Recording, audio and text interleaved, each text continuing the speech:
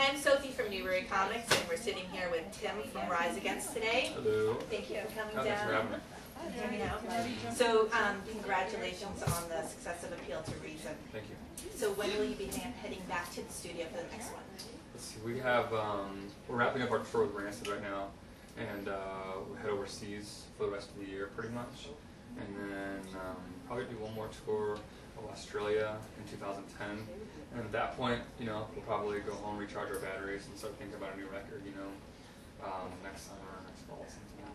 You know. All right. So you've also been called a political punk rock band. Do you agree with that? I think that I certainly, you know, appreciate that, you know, because there are politics in our music, and I appreciate that people recognize the politics in our music.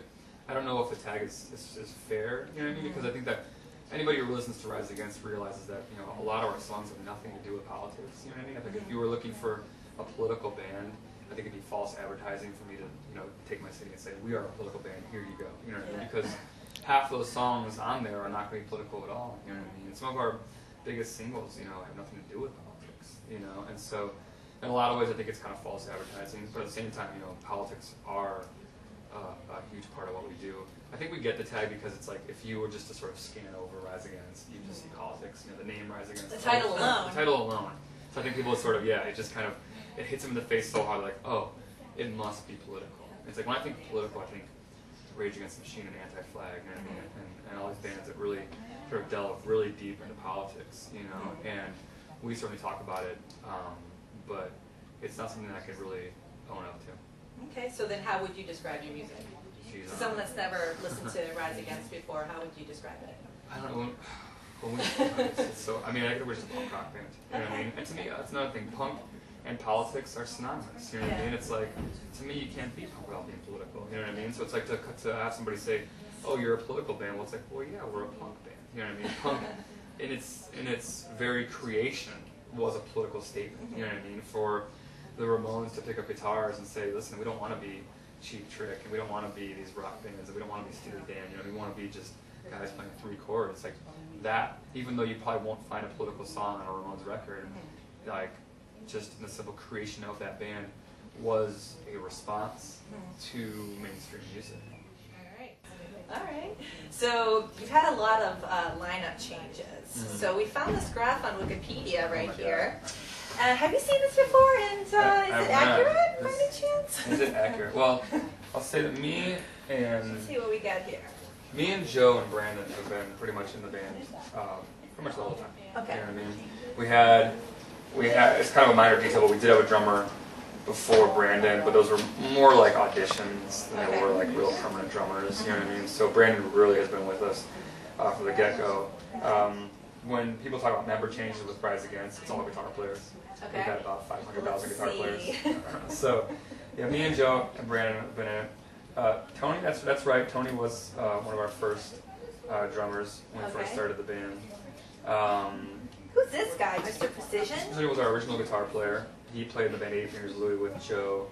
So, yeah. So he exists? Yeah, okay. Because again, it's Wikipedia. So. No, he actually, he recorded on our first record. He played guitar on our first record and did the first, like, 2 or 3 tours with us.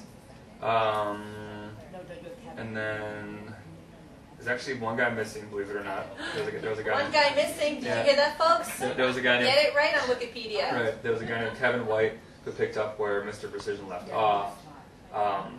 But Kevin didn't last very long, and Todd replaced him. And Todd recorded on our second record, Revolutions Per Minute.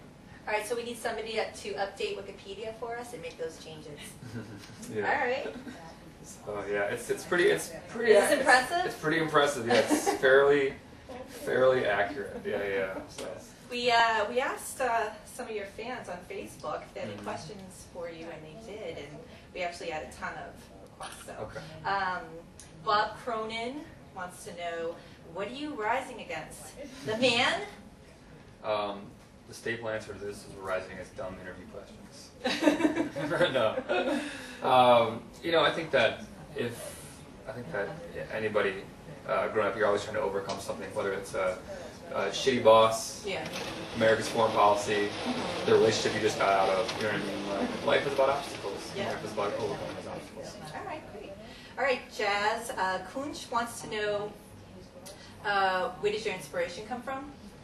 You know, just the everyday world around us. You know, certainly a lot of the books and the documentaries and the movies and art in general. You know, other bands. You know, just kind of soaking up, you know, culture. You know what I mean? And sort of deciphering it for yourself, and then, you know, sort of spitting out your own interpretation of it.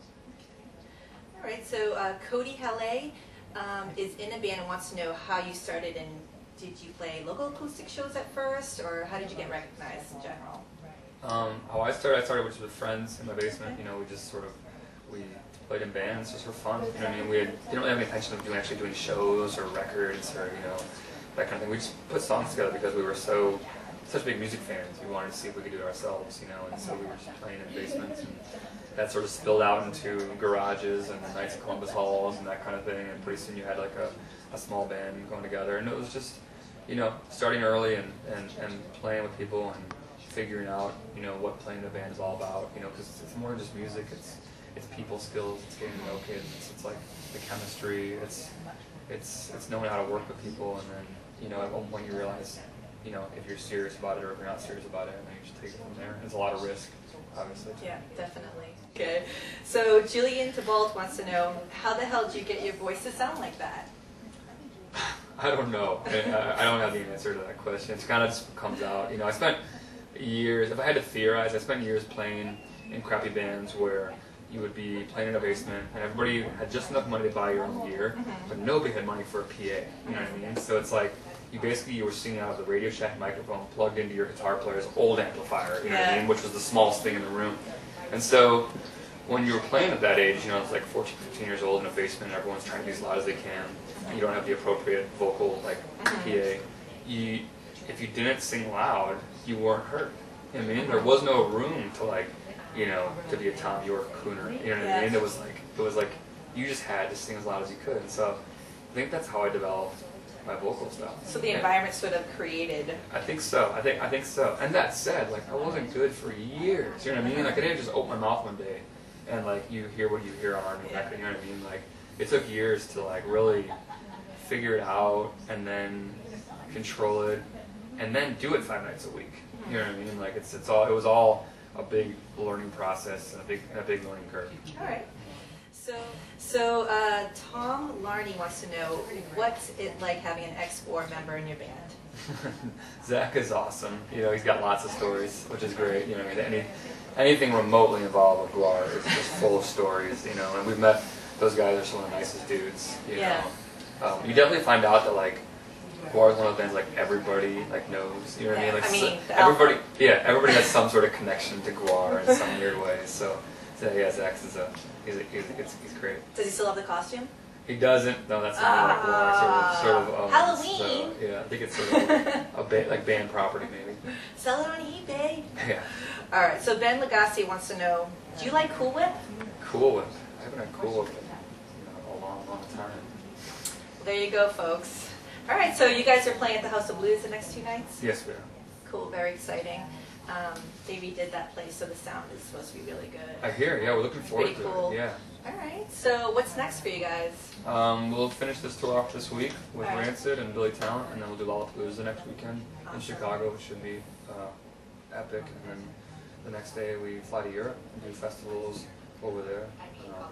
For festivals within Europe. So you're still writing songs on tour while you're on tour? Yeah, we're always kind of writing stuff. Yeah. Get the next album going. We're still very much in this moment of this record. You know what I mean? We're gonna be doing a video for the song "Savior" pretty soon. Okay.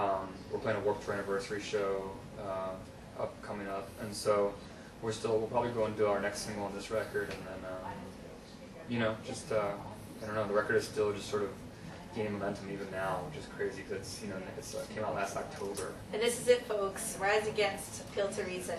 Check it out. It's awesome. Thank you so much for coming down today. Yeah, thanks for having me.